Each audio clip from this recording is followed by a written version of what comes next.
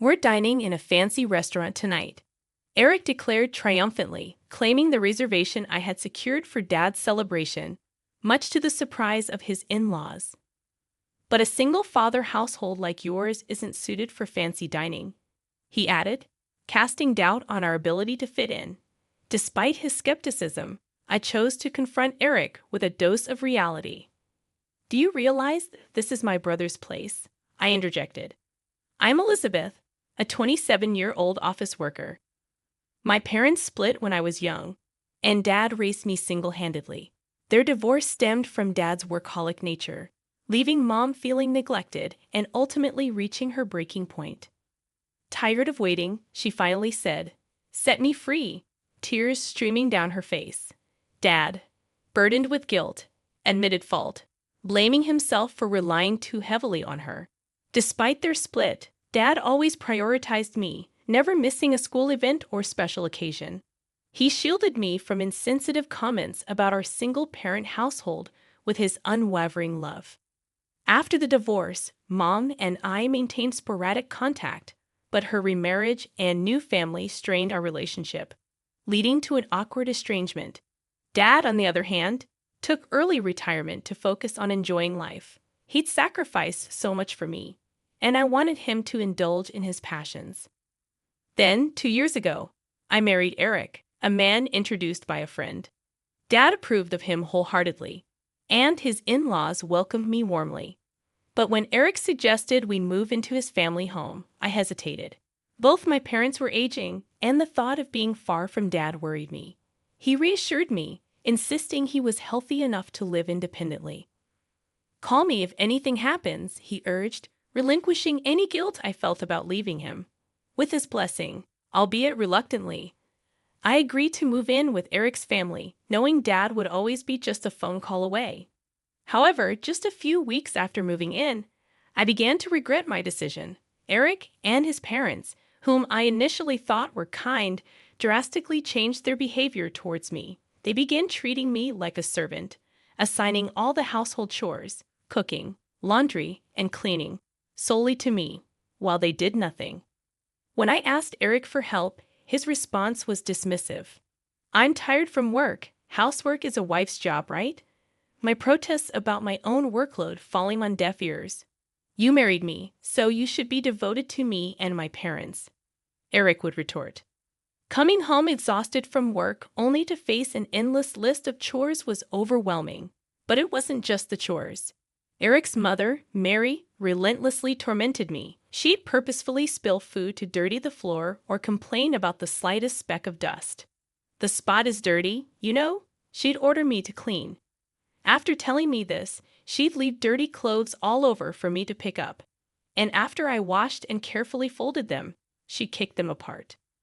Moreover, Mary often made disparaging remarks about me being from a single-father household. "You can't even do housework properly because you weren't raised in a proper family," she'd say. "How pitiful. It's amazing you can hold a job. The company must be blind to hire such a bottom-rung woman. It's your dad's fault for the way he brought you up." Hearing such insults about Dad made me want to lash out. But the worst part was that John, my father-in-law, and Eric did nothing to intervene while they witnessed Mary's treatment of me. Far from supporting me, John looked at me scornfully, while Eric joined Mary in mocking me. "Mom's right, you lack any gratitude towards us. That's why she's cold to you," Eric sneered. "A woman from a dysfunctional family like yours would have been left on the shelf if I hadn't married you. You barely have any merits besides working and doing housework, so do them well. Don't even think of asking to share the chores. It's your role as a wife. And making excuses like being tired from work is absolutely unacceptable. I won't allow it," he dictated. When I tried to argue or refuse, Eric's mood turned visibly sour, and he began treating me as if I were invisible. "How dare you, as a wife, make a fool of me?" he would shout excessively. Then Mary chimed in, adding to the stress. "Don't stress Eric when he's tired. Making things worse for me," she said. Some of the furniture in the in-laws' house was bought with my money. Coerced into purchasing them, I was abruptly taken to an electronics store and forced to buy under public pressure. Capitulating to avoid a scene, the harassment didn't end there. Even when I tried to visit my family for Christmas, they obstructed me. "You're our wife now. Focus on our preparations. We need a feast and thorough cleaning done. Your dad's all alone? He won't do much, right?" "We have other relatives to entertain," they insisted. When I persisted in going home, they responded childishly, spilling juice on my packed clothes, hiding my shoes, and issuing daily complaints and harassment. Reluctantly, I gave up the idea of going back home, unable to reveal the truth. "The in-laws' house is busy with Christmas preparations, so I'll stay in to help." "Sorry, I can't make it back," I told Dad. Dad didn't blame me. "Then it can't be helped." He gracefully accepted. "Don't worry about it. It's busier there with more people. I can manage fine alone." "So be it," he comforted me. Eric's ongoing tyranny made me seriously contemplate divorce, but I was troubled about how to tell Dad, who was purely happy about my marriage without hurting him.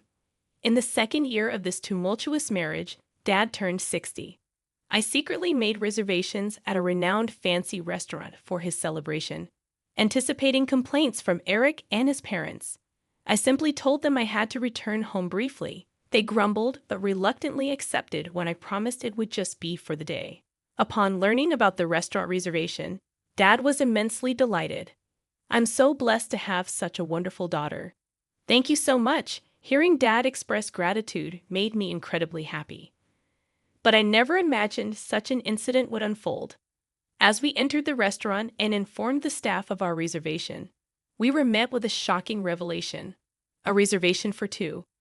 "There are 3 people claiming to be relatives already seated there," the staff informed us. Confused, I went to see the reserved table, only to find Eric and the in-laws seated there. Eric noticed me, sneering with a smug smile. "Too bad you can't outsmart us and dine fancy just by yourselves," he said. The in-laws didn't even look our way, indulging in the feast they had presumably ordered for themselves. Dad, seeing Eric and the in-laws, looked back and forth between us, clearly bewildered. He had only seen the pleasant side of Eric and the in-laws, so his confusion was understandable. Eric, suspecting something from my cheerful demeanor about returning home, had sneakily snooped through my mobile phone. He learned about the 60th birthday celebration at the upscale restaurant and made it their first to preemptively order dishes. Eric began to mock us with a triumphant expression. "People from poor, single-father households like you don't belong in fancy restaurants. Know your place. Let us savor the dishes here. Be grateful we're allowing you this much. You lot should go to some cheap pub." Despite the other customers' annoyed glances at Eric's loud voice, he remained oblivious, soaked in a sense of superiority. Next to Dad, he was dumbfounded by Eric's audacity. I was at my wits' end. I knew Eric and his family were selfish, but I never expected them to stoop to such shameless levels. My anger peaked as they ruined Dad's special 60th celebration. Suppressing my urge until Eric shouted, I calmly delivered a fact to him as he sat there smugly. "This is my brother's place. He invited us here to celebrate Dad's birthday." At my words, the triumphant Eric and the disinterested in-laws froze. My brother, who had been listening to the entire conversation from the back of the restaurant, appeared with an extremely displeased look. He was taken by Mom during the divorce, but unlike our estranged mom, he has maintained and cherished his relationship with Dad and me. My brother owns the restaurant and was the one who suggested celebrating Dad's 60th birthday here. He hadn't attended the wedding due to work, but had seen the photos, so he recognized Eric.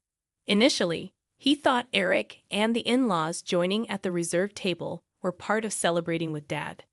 Seeing Eric mocking me and Dad, and the in-laws not correcting him, my brother was furious. "How dare you speak to my sister and Dad like that? I regret being considerate just because you're Emily's family. Is this how you always treat her? I prepared this seat for my sister's wish to celebrate Dad, not for people who hijack it just for a free meal. We will celebrate Dad and my sister's occasion on another day. You'll be paying for what you ate." Eric and his party started making excuses, but my brother left them to the staff and took me and Dad outside. I'm sorry for letting such people into the restaurant and ruining the celebration. I'll make it up to you. He apologized to us. On the way home, I explained to Dad all the mistreatment from Eric and the in-laws.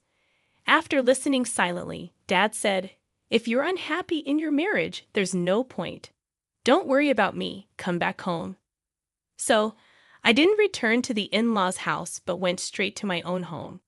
Shortly after, my brother called to inform me about Eric and the in-laws. They had caused a scene over the bill but reluctantly paid when threatened with police involvement. Minutes later, Eric called. "Where are you? You've embarrassed us. Send the money we paid," he yelled. "Then I won't pay a penny. I'm done with you and will be divorcing. I've gathered evidence of the bullying, so be prepared," I firmly replied. I had been collecting evidence of the harassment from Eric and the in-laws, which they never suspected. According to a lawyer I consulted, the forced purchases and other financial exploitations were enough to prove psychological abuse. Realizing I was serious about divorce, Eric panicked. No one but me would marry a woman from a single-father household. "Do you want to upset Dad?" he threatened. I scoffed. "Dad said my happiness matters most. I'd rather be with him than care for the likes of you," I replied. Still, Eric warned, "You'll regret this. Think it over." But I hung up and proceeded with the divorce preparations. Eventually, Eric and I divorced. He was reluctant due to societal image, but finally gave in as we neared court. I secured substantial evidence of psychological abuse, ensuring I received a fair settlement in the divorce. Additionally, during the property distribution, I took the furniture I had purchased for the in-laws' house, having the legal right as the buyer. The in-laws tried to complain, but my lawyer simply stated the purchaser naturally has the right of possession, leaving them defeated. A few months after returning to my parents' home, Eric reached out wanting to reconcile. Apparently, on the day that triggered our divorce at the restaurant, Eric's boss and colleagues were there for a work celebration. They heard everything he said to me and Dad. Eric's boss, who had struggled growing up in a single-parent home, was disappointed in Eric's disparaging remarks about single-father households. Eric lost his standing and any chance of advancement at work. Moreover, his colleagues had spread the story, and he was now regarded with contempt at work. The problems didn't stop at the company. The in-laws' house became chaotic too. Before our divorce, Eric and the in-laws had offloaded all household chores on me, and post-divorce, the in-laws entrenched in laziness, bickering over who should do the chores. Eric was being pressured by the in-laws to buy new furniture to replace what I took and to contribute more financially. "I was wrong, Elizabeth. I took advantage of your kindness too much. I've truly reflected and want to start over." Eric pleaded for reconciliation, but my feelings had cooled significantly. He likely faced more pressure to do chores at the in-laws' house and wanted me back to resume my role as a housekeeper. Perhaps he was also trying to offload some of the financial demands from the in-laws onto me, so I firmly rejected his proposal. "No way. I wouldn't get back with you even if you paid me. I can see you changing back and exploiting me again once we're married. I was foolish not to divorce you sooner without worrying about Dad. Then perhaps Dad's 60th wouldn't have been ruined. We're divorced now, strangers. If you contact me again, I'll consult my lawyer." I hung up the phone. Perhaps my mention of a lawyer resonated because I received no further reconciliation attempts from Eric. Now I'm living happily at home with Dad, and my brother occasionally visits, bringing gifts. His wife is pregnant, and he seems truly happy. Dad and I are both looking forward to the baby. While I'm not considering marriage anytime soon, if the opportunity arises, I'll be sure to choose more wisely.